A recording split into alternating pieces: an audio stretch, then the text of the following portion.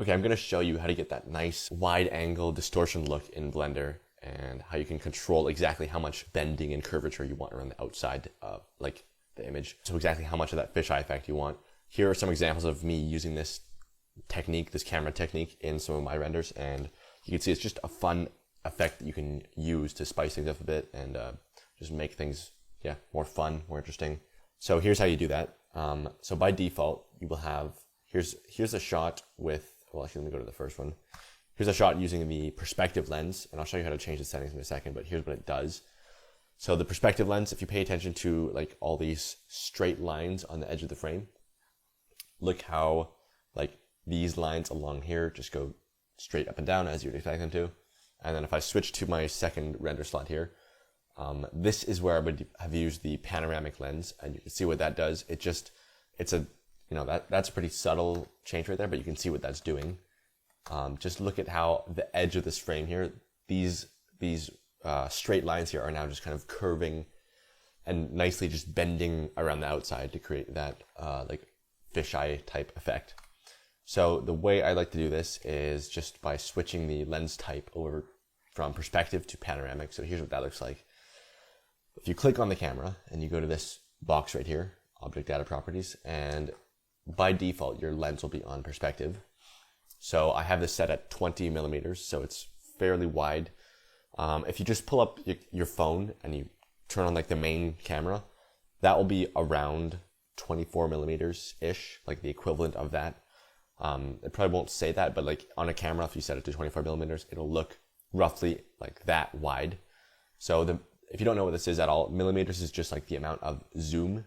So the higher the millimeter number, the more zoomed in it is. Your default is going to be 50 here. Oops, not 590, 50. This right here. So then, if you zoom that out a bit to 20, which is what I had it at here, that's just pulling it back like this. So it's different than moving the camera back, right? It doesn't look the same as if I have the camera closer. It's actually going to give you a different look, obviously, if you zoom in versus walk closer to something. And zoom out versus walk farther, it's going to give you a different effect because you're actually moving the camera versus just zooming in and out. So anyways, here's how you actually activate that panoramic lens. So in here, change it from perspective, click this drop down, there's a setting here called panoramic. And by default, I think it's this one, fisheye equisolid. If I just set this to the same millimeters as I had before, it's going to look kind of crazy. So here it is, 20 millimeters on perspective, and then 20 millimeters on panoramic. Does like that effect, but quite extreme. So if you want to control this a little bit more, what you can do is when you switch it to panoramic, you get this extra drop down here, and there's all these different types of stuff here. It could be really useful for like making an HDRI or whatever, some other weird stuff. The one I use all the time is this one right here, fisheye lens polynomial. I think this is somewhat new. So make sure you're up to date in Blender. If you click this one right here, you'll get all these different settings here. I don't really know what any of this stuff means or does, but I do know that if you change K1, this slider right here, that's essentially your focal length now. So the number of millimeters, like the amount of zoom you're getting. And K2 is going to be the amount of distortion you get around the outside of the frame. And that's pretty much all you need to know for this effect. I would suggest you go in and like mess with these and see what they actually do, and you can really control the amount of distortion in different places in the lens with all these other sliders. But K1 is essentially focal length, and K2 is essentially how much distortion you're getting around the edge. So if I set it to whatever this is, you can see you can actually get like there would be like, that's kind of similar to the perspective lens, so it's not like warping the outside at all. But if I pull it back here just a little bit, this looks more like the panoramic, like the default panoramic lens before. But you could actually have it somewhere in between, extreme and not at all. So I like to just kind of pull that back just so it's warping the edges a little bit, but not like anything insane.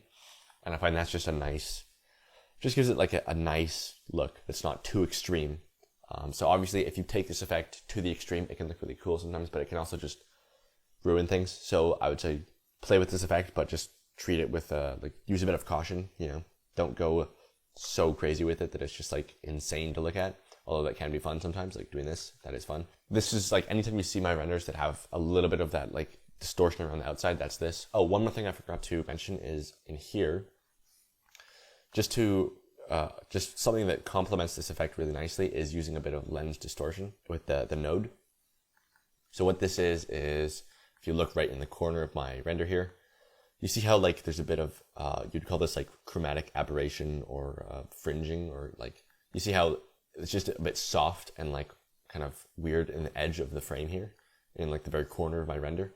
This is this node right here. If I just mute this and look at what it does without it, just let it load here. So there we go. It's without this node, it's perfectly still like tack sharp in the corner, just around the outside of the frame. And I find it just looks a bit more natural and like a real camera, and just has a nice effect if you put a little bit of this on.